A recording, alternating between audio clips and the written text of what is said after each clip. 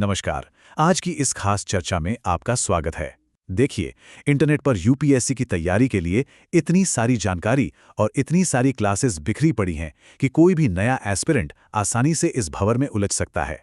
लेकिन क्या हो अगर इस बिखरी हुई ऑनलाइन पढ़ाई को एक बेहद मजबूत और व्यवस्थित रणनीति में बदल दिया जाए? और सबसे कमाल की बात यह है कि इसके लिए एक भी रुपया खर्च करने की जरूरत नहीं है। ये सब पूरी तरह से फ्री रिसोर्सेज का इस्तेमाल करके किया जा सकता है।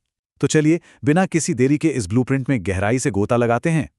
अब सबसे बड़ा और सबसे आम सवाल जो हर उम्मीदवार के दिमाग में घूमता है, क्या सच में केवल यूट्यूब और फ्री रिसोर्सेज के दम पर यूपीएससी जैसी कठिन परीक्षा पास की जा सकती है? इसका एकदम सीधा और स्पष्ट जवाब है बिल्कुल हाँ, बशर्ते तैयारी में एक सही स्ट्रक्चर और अटूट अनुशासन हो। बिना किसी स्ट्रक्चर के ये फ्री क्लासेस एक भूल भुलैया बन सकती हैं जहां बस समय बर्बाद होता है। लेकिन सही ब्लूप्रिंट हाथ में हो तो यही रिसोर्सेज सफलता की सबसे बड़ी चाबी बन जाते हैं। तो आज के इस एक्सप्लेनर का ब्लूप्रिंट कुछ ऐसा दिखेगा। पहला, एक मजबूत डेली रूटीन तैयार करना। दूसरा, करंट अफेयर्स और सीसैट को हैंडल करने का तरीका। तीसरा, जनरल स्टडीज के लिए अचूक रणनीतियां। चौथा, नोट्स और रिवीजन के कुछ सख्त नियम। और पांचवां, द फाइनल एग्जीक्यूशन फॉर्मूला।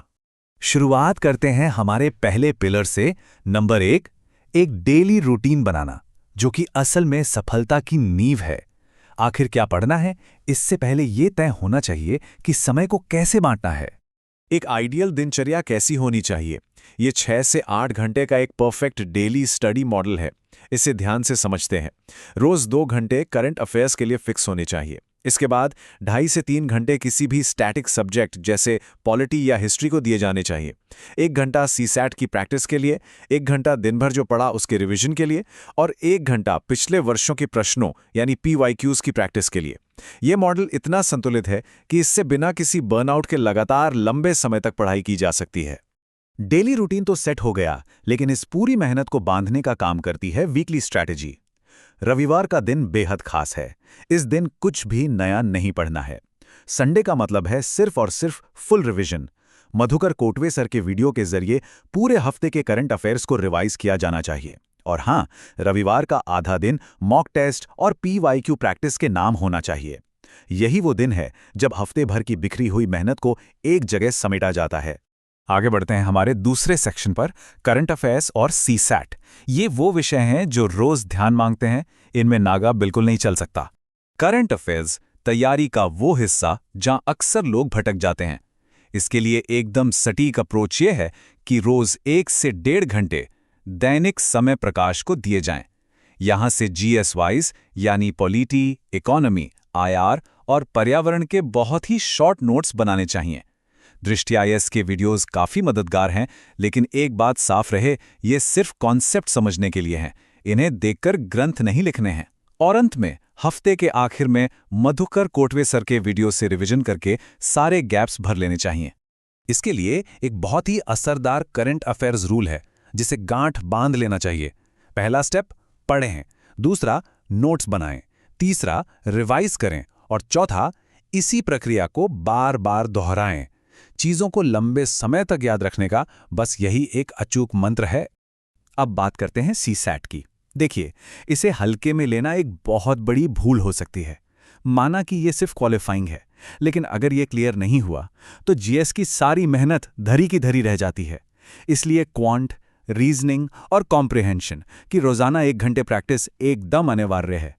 और हर टॉपिक के बाद पीवाईक्यूज जरूर सॉल्व करने चाहिए, ताकि एग्जाम वाले दिन स्पीड और एक्यूरेसी दोनों एकदम सटीक रहें।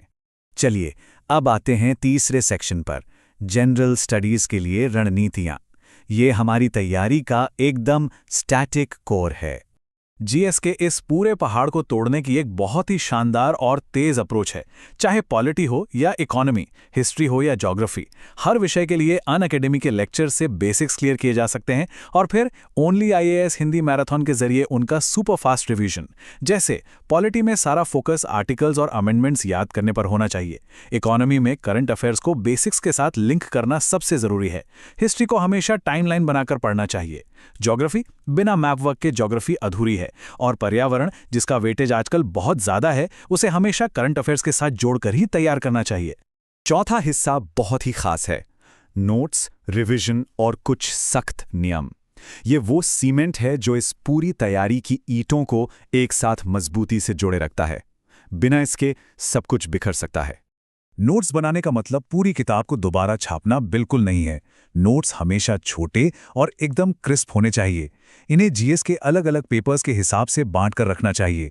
और सबसे ज़रूरी बात, पैराग्राफ लिखने के बजाय बुलेट पॉइंट्स और फ्लो चार्ट्स का ज़्यादा से ज़्यादा इस्तेमाल होना चाहिए, क्योंकि एग्जाम से एक रात पहले यही फ्लो चार्ट्स सबसे तेज़ रिविजन करवाते हैं। एक बहुत ही गहरी बात कही जाती है कि पीवाईक्यूज वो कंपास हैं जो सही दिशा दिखाते हैं। यूपीएससी के इस अथाह समंदर में खो जाना बहुत आसान है। पिछले सालों के प्रश्न हमें भटकाव से बचाते हैं और चीख चीख कर बताते हैं कि यूपीएससी असल में क्या डिमांड कर रहा है। ये सबसे बड़े मार्गदर्शक हैं।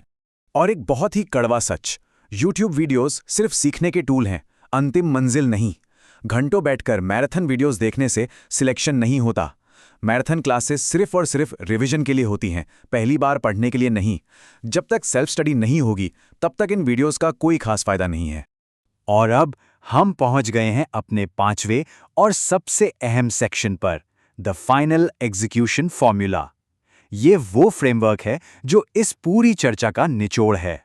इस अल्टीमेट ब्लूप्रिंट का सीक्रेट क्या है? सीक्रेट है बार बार किताबें या सोर्सेज ना बदलना। उन्हीं लिमिटेड फ्री सोर्सेज पर टिके रहना है। बस अपनी अप्रोच को इस 5 स्टेप मॉडल में ढाल लेना है। पहला, चीज़ों को सीखें। दूसरा, उनके शॉर्ट नोट्स बनाएं। तीसरा, उन्हें बार बार रिवाइज करें। चौथा, खूब प्रैक्टिस करें। और पांचवा, टेस्ट देकर खुद को परखें। जो टॉपर्स बनते हैं उनका भी यही इकलौता फॉर्मूला होता है। अब जरा इस अंतर को देखिए। एक तरफ है रैंडम यूट्यूब स्टडी, बिना किसी दिशा के, जो सामने आया वो वीडियो देख लिया। और दूसरी तरफ है एक यूपीएससी ओरिएंटेड तैयारी, जहां अनुशासन है, 6 से 8 घंटे का फिक्स्ड डेली रूटीन है और संडे के टेस्ट्स हैं। जब इस स्ट्रक्चर को अपनाया जाता है तो तैयारी का पूरा रंग रूप ही बदल जाता है। तो अंत में एक बहुत ही गहरा सवाल छोड़कर जाते हैं।